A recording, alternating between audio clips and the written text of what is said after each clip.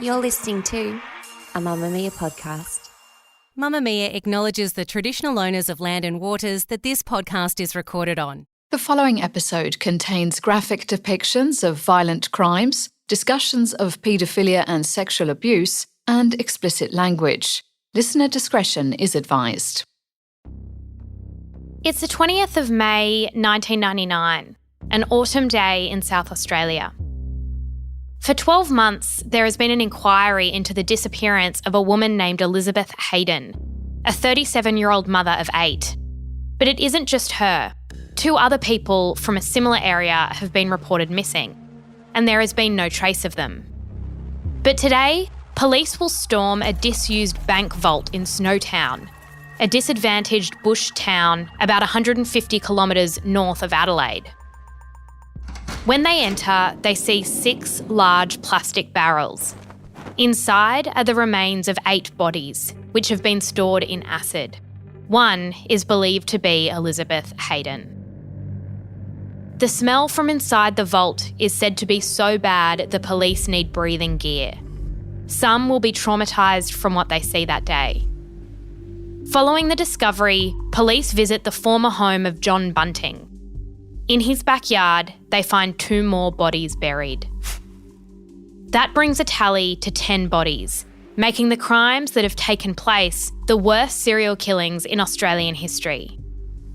They will come to be known as the Bodies in Barrels murders or the Snowtown murders, making the sadistic crimes perpetrated by a number of men forever synonymous with a small South Australian town.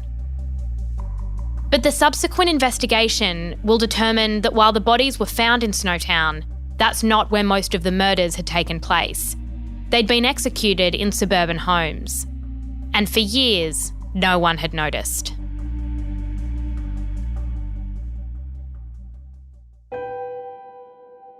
I'm Jessie Stevens, and this is True Crime Conversations, a Mamma Mia podcast exploring the world's most notorious crimes by speaking to the people who know the most about them.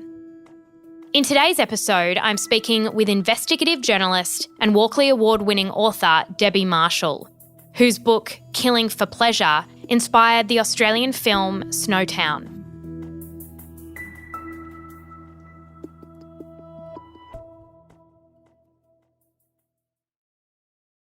On the 20th of May 1999, Snowtown made headlines.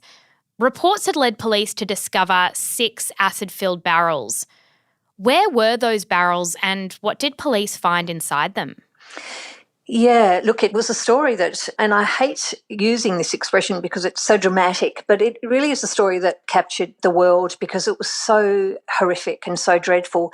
But it happened in such a small little place, in a little place called Snowtown, which is a couple of hours out of Adelaide. And it's a really weird name, actually, for the town because it's never snowed, not even one flake there. You know, it's a town of tumbleweeds and railway line and a disused bank vault where the killers, headed up by a squat little fellow called John Bunting, who's no bigger than a jockey, hid 8 dismembered corpses in barrels and shoved them in that bank. So for the town, they didn't actually know these people coming in and going out. They didn't notice a thing. And that's Snowtown. That's now become synonymous with, you know, one of the worst serial killings in, well, certainly Australia's history and possibly in the world. And as you say, it starts with John Bunting. What do we know about his childhood and upbringing? Not much. Very, very little. He was an only child. His parents, amazingly, I thought, did not materialise at the trial. Now, why? Did they go back to England? Or it's possible, I guess, that because I've never been able to find them and I'm a pretty good sleuth, it's possible that possibly he has harmed them in some way or that they were just so ashamed to have one of Australia's worst serial killers as their son.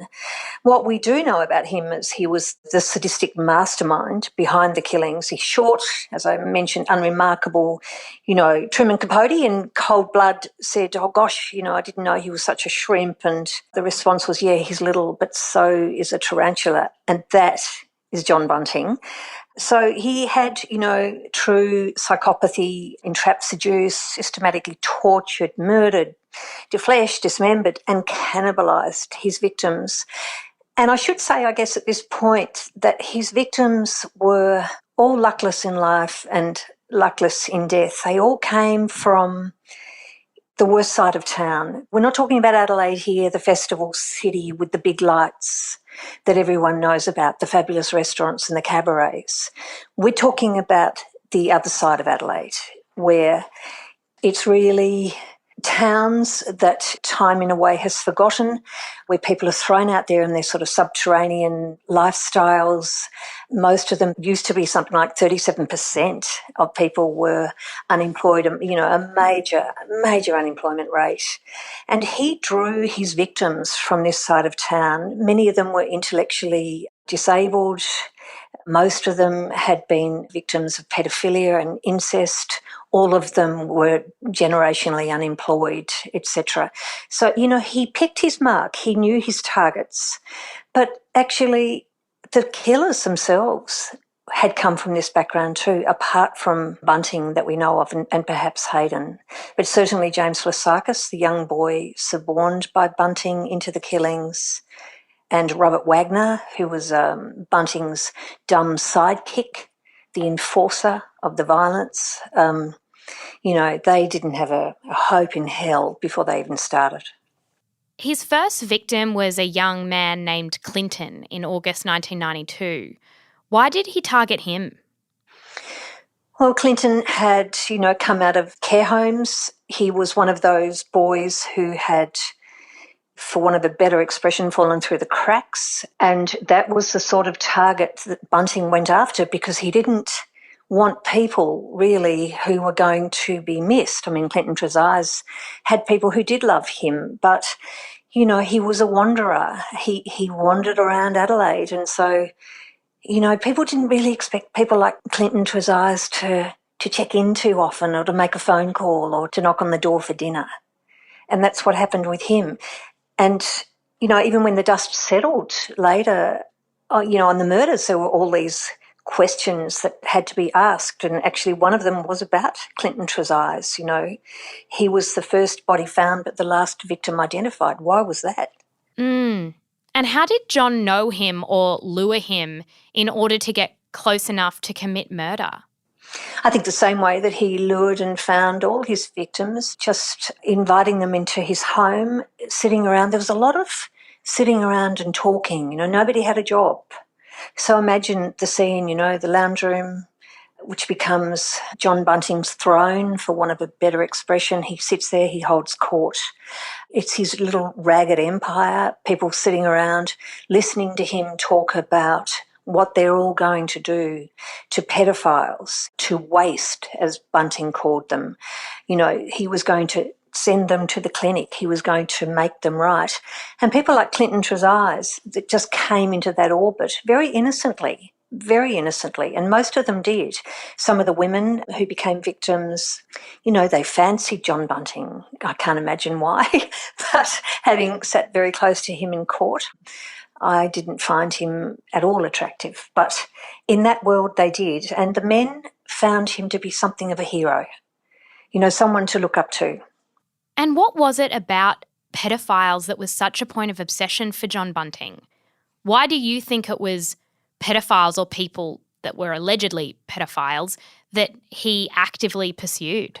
Good question. The truth is, when I came to the end of my book, Killing for Pleasure, on this story, I came to think that John Bunting was actually killing a part of himself that he hated most and that he actually is homosexual.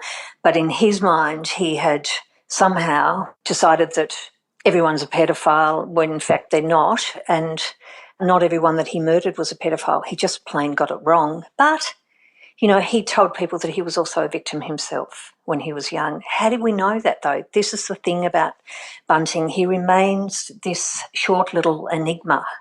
Even in prison, he's never told anyone. His motto was, keep your friends close, keep your enemies closer. Did John, before this instance in 1992 with Clinton, have a history of violence? Because you mentioned that there was violence towards animals, these key signs of psychopathy really. What did violence look like in John's life up until this point? Oh, just that, entrapping spiders under a glass and then stabbing them or making sure they died in the most painful way, and then, moving up to cats and dogs, because cats and dogs can squeal and scream and they actually bleed. So, for a serial killer, a psychopath, you have that joy, but you don't have anyone fighting back. And then he moved on to humans. But to do that, he actually needed an enforcer, a sidekick. Enter Robert Wagner. Robert Wagner is very, very tall and thick-set and dumb, but he had been serially abused from the age of 8, and nobody had listened to him. Nobody in his family listened to him. And so in the end, he ended up living with a guy called Barry Lane, who went by the name Vanessa and used to prance around in little frocks. But, he was a pedophile and he systematically raped Robert Wagner hundreds of times.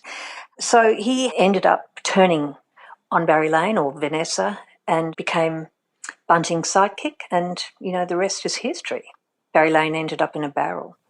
And you mentioned that with Robert Wagner, and there's a lot of names that come up who form this group, that they followed John Bunting, and some of those were actually romantically linked. There was a woman named Elizabeth Haydon whose son eventually moved into John Bunting's home.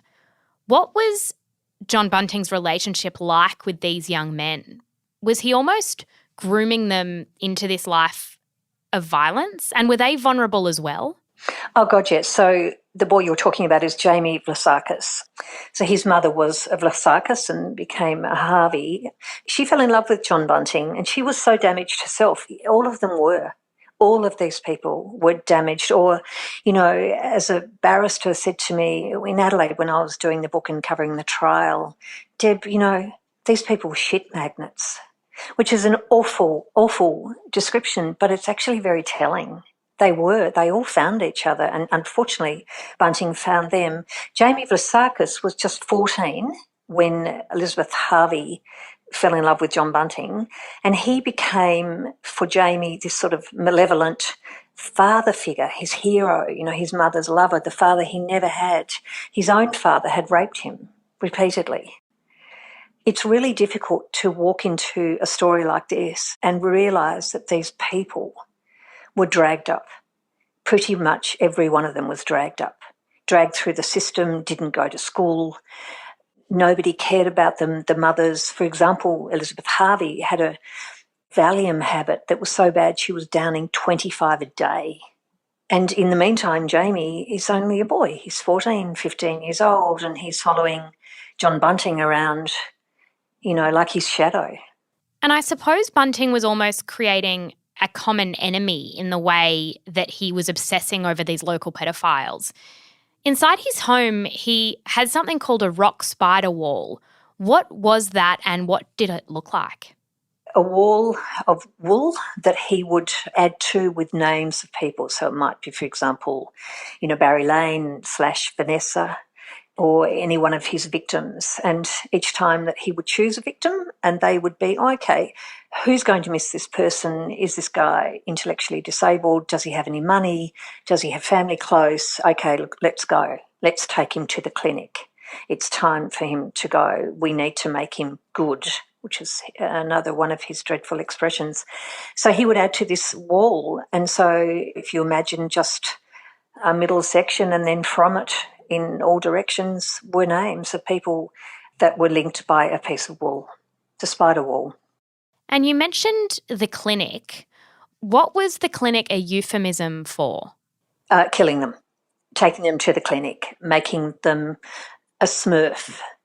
They would laugh and say, first they go blue, then they go poo. It's hard to overestimate just how wickedly evil these people were and just how banal it was. Like a game. Totally a game. totally a game. And they got very itchy feet. When they're cooling off period, which you see in serial killers, they go through a period of remorse and guilt and they feel dreadful. They can't look in the mirror. That doesn't last long until the cooling off period is over. And then they need to play again. And that was most definitely the case with Bunting and Wagner particularly. Jamie Varsakis was a different kettle of fish. He was suborned into the killings. He was a heroin addict by his late teens. He was using all sorts of drugs. And he was terrified.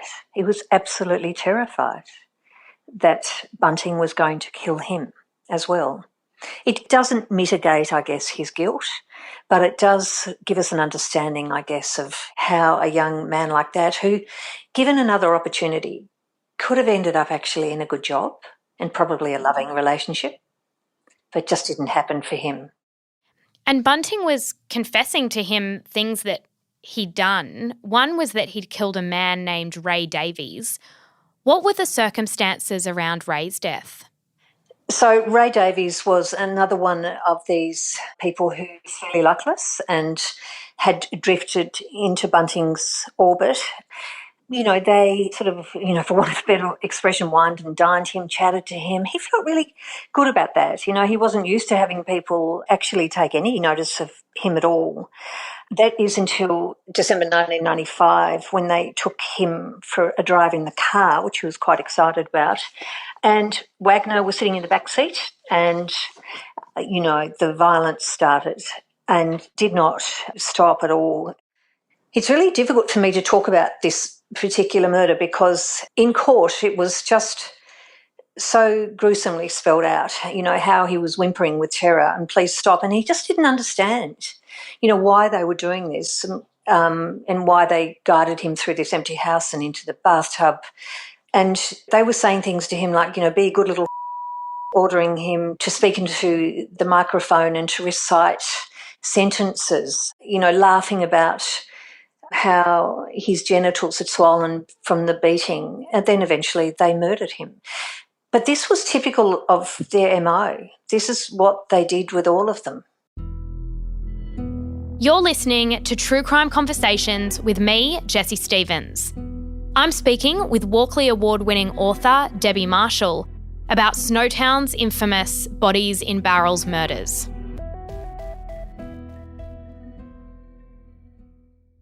As part of the torturing that you'd mentioned, more than a few of the victims were actually recorded giving confessions that weren't true but were being elicited.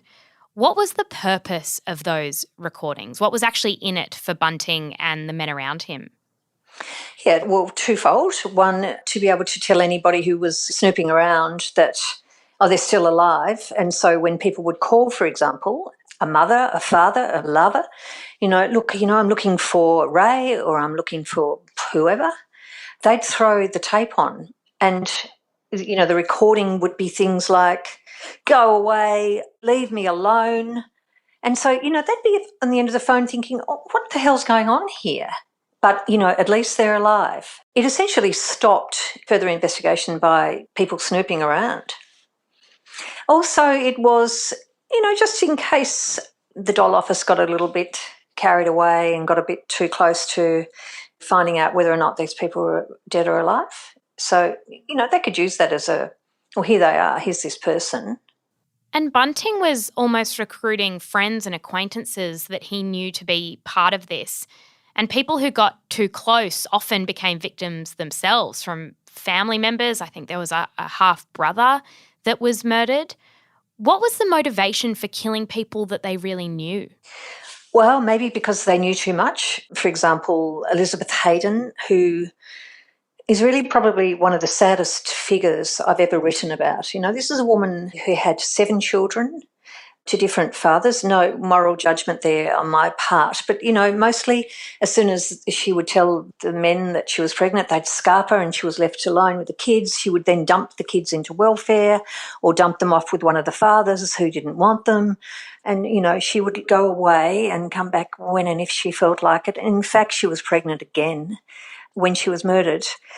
And Mark Haydon, her de facto, who became involved with disposing of some of the bodies with Bunting, he let slip to Bunting that he told Elizabeth a little bit about what was going on. And for Bunting, of course, that was just, well, she had to go. And how were these people, we know that they were tortured in the lead up to their death, but was there a certain practice that Bunting had for killing them? How did he actually end their lives? Mostly it was Robert Wagner who would strangle them. You know, what we know about serial killers is they like to get up close and personal. You know, not for them the impersonality of shooting someone at a distance, for example. Bunting liked to look into their eyes as they closed for the last time. That was his thing. And, you know, sex and power very closely interwoven. So he was watching that and getting off on that as they were dying. So mostly they would be strangled, but before that they were mercilessly tortured. And I won't go into the details, but tortured over hours and hours and hours. There was no mercy shown to these people at all, despite their screams. And then, you know, dismembered, which is all part of the ritual fantasy, as I said earlier, cannibalised. Shocking, horrendous. They would put on their play suit, as Bunting called it. They'd put on their gloves, they'd pick up the knives and away they'd go. And we're talking about multiple victims who are coming from a low socioeconomic status, who don't necessarily have powerful families, but they're going missing. And I assume that most of these people have families who care about them. Were police onto the fact that there were people in this area going missing and they didn't know where they were? Was there pressure being put on police at the time? Well, not really, because these people came from that sort of other world where people were used to people sort of wandering in and out of kitchens, lounge rooms, wandering in and out of their lives. You know, where's such and such? Oh, God, you know, he's probably gone to Murray Bridge. It was all very sort of low-key and laid back. So, no, it took a very long time. That was 7 years. 7 years. Can you imagine if that had happened on the other side of Adelaide? Can you imagine if it had been, for example, a premier's son? How did police get the tip off that there were bodies in barrels in Snowtown? Well, it was fairly convoluted. So, you know, the murders had been going on for no less than 7 years. It started mostly in late 1997. Missing Persons Unit was given a brief to look at the disappearance of Barry Lane, who I talked about, you know, also known as Vanessa. Now, he was known to the coppers as a sort of a curious character, unsavoury habits. They started looking at, you know, what was going on with him. They'd already started looking at the missing persons case of Clinton Traumatised. Now, the name Robert Wagner then grabbed their attention because he'd already come under suspicion when they found that Traumatised had lived with Wagner's former lover, who was Barry Lane, also known as Vanessa. So, you know, you're getting the spider's web here. They started monitoring running sheets, major crime, detectives, missing persons units, and they found that money was being taken out of Lane's account, which would indicate to anyone, of course, that he's still alive. But in fact, that was not the case at all. Then they set up video surveillance of the ATM machine and bingo. So it wasn't actually Barry Lane who was making the withdrawals at the ATM, it was Robert Wagner. So once they identified these men and interviewed them, and they'd found these bodies that indicated some horrific, really serious crimes had taken place, did the men confess to it or did they deny having anything to do with this? Denied. All the way through, they pleaded not guilty. All the way through. In fact, I was in court, for example, the day that they opened one of those stinking barrels, and what we saw was an impotent fist on the female, Elizabeth Haydon. But at the same time, when that was going on, Bunting and Wagner were smirking and laughing. So it wasn't just that they pleaded not guilty all the way through, but they had absolutely no remorse. You know, the jury were breaking down, journalists were breaking down. It was horrendous. It's actually one of the hardest things I've ever covered. Are you able to describe the disposition of someone like Bunting? Because I know you were in a courtroom with him. In terms of his personality and his demeanour, I know you said it struck you how small he was. How did he come across?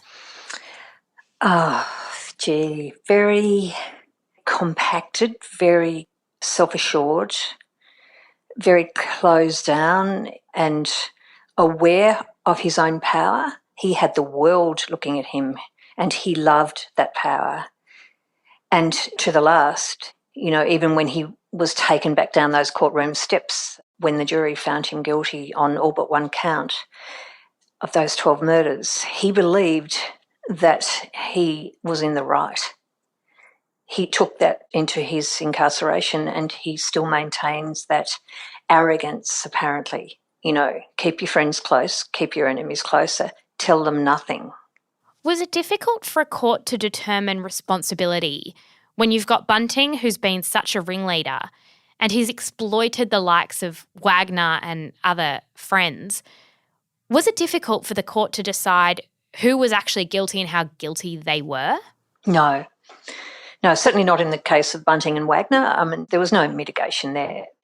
Both of these people were not just guilty of the most heinous crimes, but, as I said, no remorse at all, and got some incredibly perverse pleasure out of, hearing the details played over and over and over in court. This trial went for a long time and the details were horrendous. We're talking about police officers who were with PTSD. We're talking about people who went into that stinking bank and could never get the smell from their nostrils again, from the corpses that had leaked from the barrels. And we're talking about two killers who are sitting there salivating when they're hearing these details. So no, there was no mitigation for them. There was with Haydon. He had a separate trial. He was what was described as a passive manservant, not the brightest bloke on the block. He got 25 years for, helping dispose of the bodies, but did not go down for murder. And Jamie Vasakis, who actually haunts me still, because I do wonder what could have come of his life had he, had a decent upbringing. He turned state witness and essentially gave the prosecution all they needed. And what does his life look like since? Is he still in jail?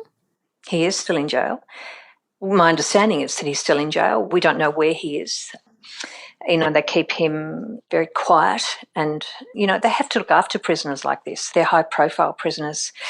My understanding is that he has got himself something of an education in prison, and I know this is probably not going to go down well with some people, but I do hope that if indeed he's not been released yet, and I don't think he has, that he can go on and have something of a life because, imagine being 14 years old. For example, Bunting said to him one day, "I think we should kill that dog." And Jamie said, "Well, no. And he couldn't do it. He was shaking and he couldn't do it. So Bunting just did it in front of him. He had no hope at all. We need to give him some mercy, I think. Finally, Bunting was convicted and sentenced and is serving 11 consecutive life sentences without the possibility of parole. In terms of Snowtown more broadly as a place, and even Adelaide, what have been the lasting impacts of these crimes that really shook Australia? The word Snowtown itself will forever be associated with these murders, but what's the impact been on that community? Well, for a start, I should say that I don't think it's fair that Snowtown itself as a town is stained with these murders. Only one murder happened there in the vault. And, it was really just a hiding place, a resting place for these bodies. But for the people there, it really was shocking for years and years and years. They became, as you said, the spotlight was on them, the world's media was on them, they couldn't walk down the streets. I think that's settled down now. But the other thing I realised when I'd first gone in there to do a magazine story for Marie Claire and realised that this story is too big just to write in a magazine piece. I need to write the book. And I came to realise really quickly that whilst we continue to throw or put these people out there in these grubby little enclaves where they are subjected to generational pedophilia, incest, etc., and doomed to the welfare poverty trap, that this will continue to happen, that we're always going to get another Snowtown. Debbie Marshall is an investigative journalist. Her book on the notorious Snowtown serial murders, Killing for Pleasure, won the 2007 Ned Kelly Award for Best True Crime. It also inspired the acclaimed Australian feature film Snowtown. You'll find a link to it in our show notes. Debbie's latest book, Banquet, The Untold Story of Adelaide's Family Murders, is set to be released in August, but is available for pre-order now. You can also find that link in our show notes. True Crime Conversations is a Mamamia podcast hosted by me, Jessie Stevens. Sound design is by Ian Camilleri, and our producer is G. Art Moylan. If you'd like to find out more about the show, don't forget to join our online community. Just search for True Crime Conversations on Facebook and make a request to join.